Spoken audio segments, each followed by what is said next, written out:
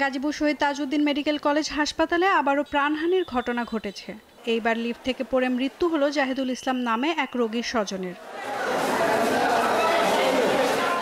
সন্তানের চিকিৎসা করাতে এসে নিথর দেহে বাড়ি ফিরলেন হতভাগ্য বাবা জাহিদুল ইসলাম। তিনি কুমিল্লার দাউদকান্দি উপজেলার বাসিন্দা।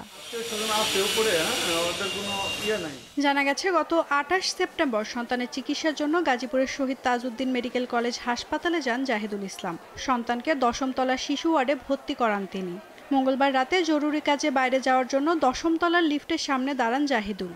এ সময় লিফটের বোতামে চাপ দিলে দরজা খুলে যায় এবং তখন তিনি লিফটে ওঠার জন্য ভেতরে পা দেন, কিন্তু লিফট না আসায় ১০ম তলা থেকে নিচে পড়ে যান তিনি। পরে তাকে উদ্ধার করে জরুরি বিভাগে নেওয়া হলে কর্তব্যরত চিকিৎসক তাকে মৃত ঘোষণা করেন। লিফট থেকে নাম তুলেছিল, লিফটে দরজা খুলছে, লিফট নিচে মানে পাড়া দিয়েছে, লিফট থেকে পড়ে গেছে। আমার ভাই মারা গেছে, এখন আমরা বিচার চাই, তদন্ত বিচার চাই। লিফট থেকে পড়ে একজন মারা গেছেন, যা অত্যন্ত দুঃখজনক জানিয়ে গাজীপুর শহীদ তাজউদ্দিন আহমদ মেডিকেল কলেজ হাসপাতালের পরিচালক আমিনুল ইসলাম বলেন, ঘটনার তদন্তে ৪ সদস্যের কমিটি গঠন করা হয়েছে। ভদ্রলোক যেহেতু হাসপাতালে রোগী ভর্তি আছে, উনি একটু চিন্তিত থাকার কারণে উনি আর ভিতরটা ভালো করে না দেখে উনি ওটাতে প্রবেশ করতে গিয়েছেন। আর এই ব্যাপারটা একটা তদন্ত কমিটি আমরা করেছি।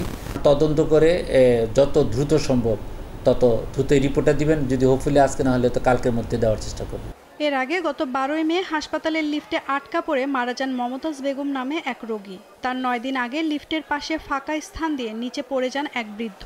৫ মাসের মাথায় আবারও একই হাসপাতালের লিফট দুর্ঘটনায় রোগীর স্বজনের মৃত্যু হলো। এতে হাসপাতালের রোগী ও তার স্বজনদের মধ্যে ক্ষোভ দেখা গেছে। নাওমিন নাসরিন, ডেইলি সান।